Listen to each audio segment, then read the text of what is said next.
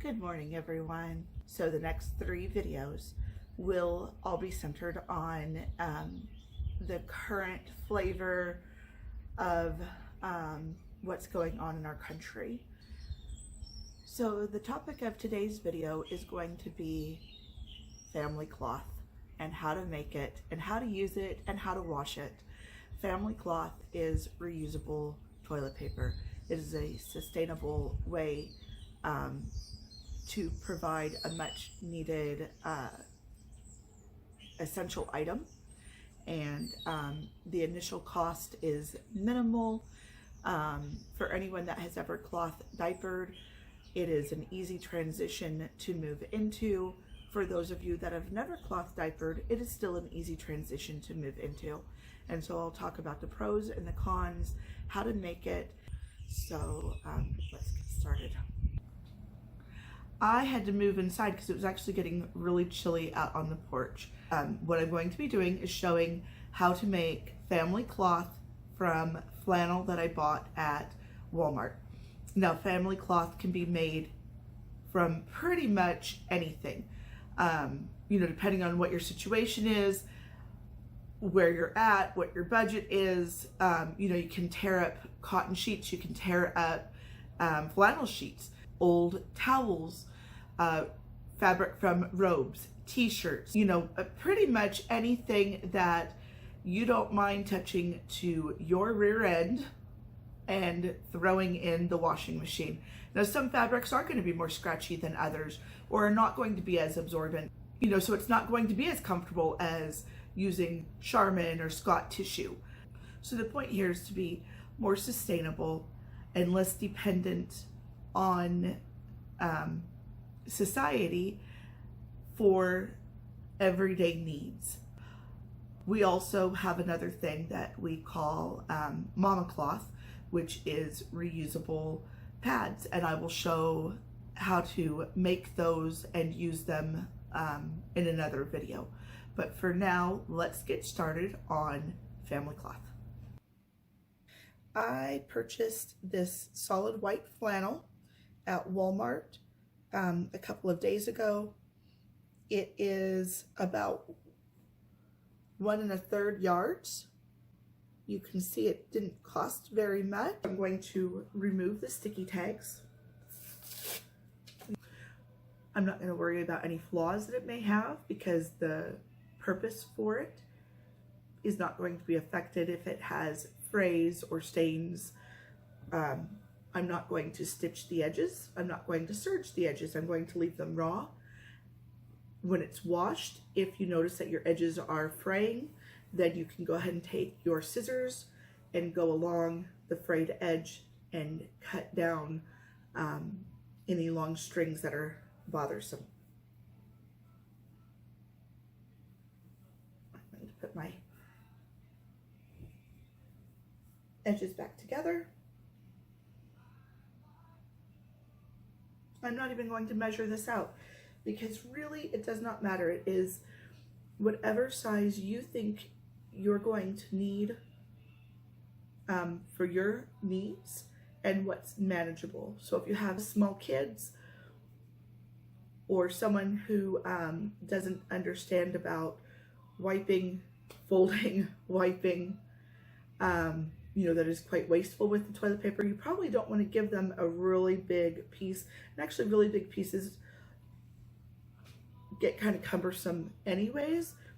Smaller squares work really well. You want it to be bigger than a piece of toilet paper, right around the size of a washcloth, maybe a bit smaller, works quite well. So I'm going to take my fabric and I just eyeballed it, and folding it down. I'm going to take my scissors and insert them in the edge here, the corner. And I'm just going to, now I love flannel because it's soft and it's absorbent. And it works well when bleached. It does not fall apart right away. Over time, you will have to replace them. But we've had family cloth that has been around for, several years. So what this is doing is, instead of laying it out and having to cut each piece individually. I'm kind of doing it quickly and as a group. You can see I ended up with a funky flap. If that's going to bother you, you can just take your scissors and cut that off. For me, I fold it in half.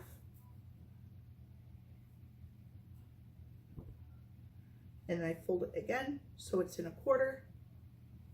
And once more, I'm going to take that folded edge and I'm going to run my scissors down through them, cutting it into smaller pieces.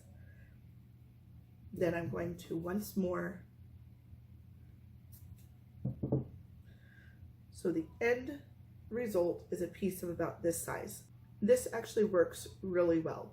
So you can fold it in half, hold it in your hand, and you can do one pass, and you can take it and fold it again, and you can do another pass, and if you have to, you can take it one more time for another pass. Then you put it in your bucket, and if you need another piece, you grab it. So anyone that has ever cloth diapered knows that a diaper sprayer is fantastic to have.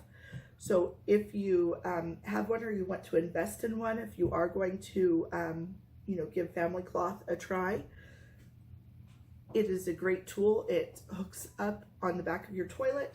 The idea is when you have your cloth diapers or family cloth, if you have solids that need to be washed away before you put them in the washing machine, you can take that spray nozzle for your diaper sprayer, you hold this over the toilet and you spray off the solids, and then you can put this in your wash bucket that you keep next to your toilet that has, a little bit of bleach or vinegar and some soap in it to keep the smell down, and also to keep these from just being dried, pieces of poop cloth that will get stained and, start stinking up your bathroom. So let's see how many pieces we can get out of 1 1/3 yards. The cloth can sit in the bucket of, sudsy water for several days, though most people don't have that big of a supply that they want to leave, cloth diapers or family cloth, sitting in buckets around their house for, a week. So I suggest that if you do this, just plan on, twice a week or something, 3 times a week, that you're going to have a day that you wash all the family cloth and then get it stacked back in the bathroom. And also it's a good idea to have backup toilet paper, just in case you may have guests that come to your house, or if somebody is sick. Those are times when it's worth it to have some, disposable toilet paper, so that, it just makes life a little bit easier. Most people are not going to be able to tell their guests, you have to wipe your butt with this piece of fabric. Open up a bucket with everyone else's poopy fabric in it, and, leave it there for me to wash. Also, it's one thing to, have your own family's, bacteria and everything from their poop that you're touching and washing. It's another thing to have somebody else's. We know that being in contact with our own families, just bodily functions, we're all exposed to that, and it doesn't make us sick, but other people's could make us sick. So, if you do have a lot of visitors coming around, or other family members that are coming over, still have some disposable toilet paper on hand for them to use. Okay, so 1 1/3 yards gave me 32 pieces that are approximately 11 inches by 6 3/4 inches. So this is definitely enough for 1 or 2 people if you're not going to be washing every day. It's actually enough for a family if you just want to run the wash every night. So here we are in my bathroom. It's very small and we have a lot of people in my house that use it. It's the main bathroom with the shower and tub combo. The kids do have a half bath between their bedrooms, but this is where most of the business is done. So you can see behind me, I have a bowl with all of the family cloth. So it's an easy thing. Someone comes in, they sit down on the toilet to do their thing. You can pull out one piece at a time and just reach over to the sink and lightly wet it. Or oftentimes I have a bucket here that has water in it, and you can have a bunch of cloth in it already wet, and you just pull it out, you wring it out, and use it as needed when you are done. So do not flush these. You have to teach your kids to not flush these. They will clog your sewer, your septic, your sewer lines. So it's really important to remind them that this does not go down the toilet. So when they're all done, they have their piece of family cloth carefully folded over. So next to my toilet, let's see if I can move this so I can show you. Okay, so as you can see, next to my toilet, I have a coffee container. I'll pull it up here so I can explain it. Okay, I choose to use a container that is not clear. I don't want to see what's going on until I have to take it out to wash the laundry. So these coffee containers work really well. They're colored. They've got a nice closed-fitting lid. You open it up. You have your bleachy, sudsy water in there, or maybe a little bit of vinegar. One thing that you have to remember for yourself or to teach your kids is when you go to put the family cloth into the bucket, they have to make sure that it is pushed down into the bucket all the way. What makes a bathroom smell is if there's any part of this that's dry that is sticking up out of the water when the next person opens this, that is actually what's going to cause the smell. So you can even show your kids or for you yourself. So when you come in and you're getting prepared to use the restroom, you grab your fresh piece from behind you. You can lift your bucket up onto the counter. You can reach over to wherever your sink is, pre-wet, wring it out.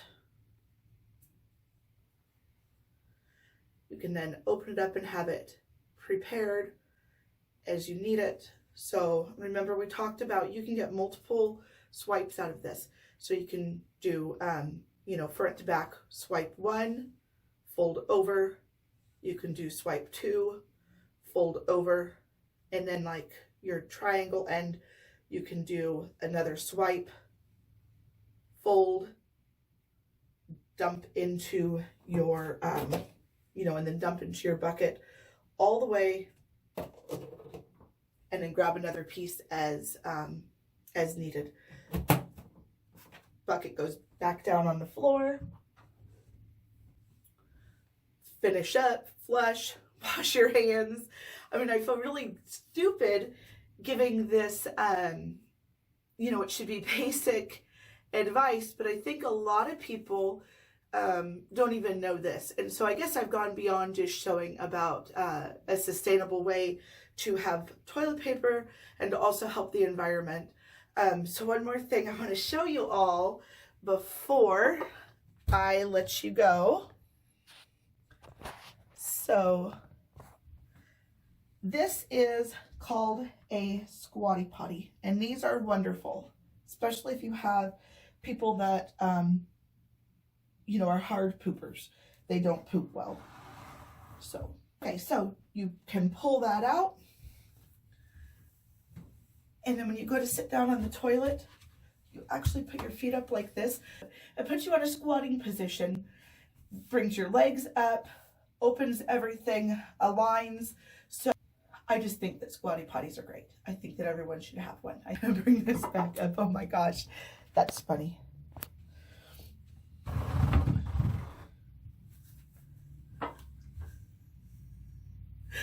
This is the first time I've ever done a video in the bathroom. This is like so much fun. For your family cloth, you know, have a nice way to display it, be able to keep track of what's there and what's not there. Don't forget to clean your buckets out regularly.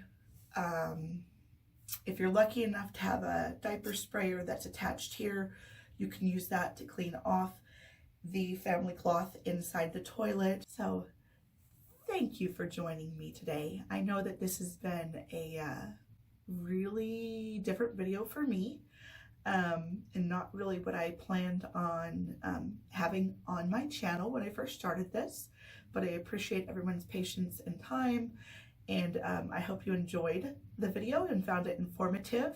Please share it with friends, like, you know, subscribe, all that good stuff down below. Your support helps me be able to continue to build this channel and bring fun tips and tricks to you on urban homesteading. Thanks again for joining me. Take care.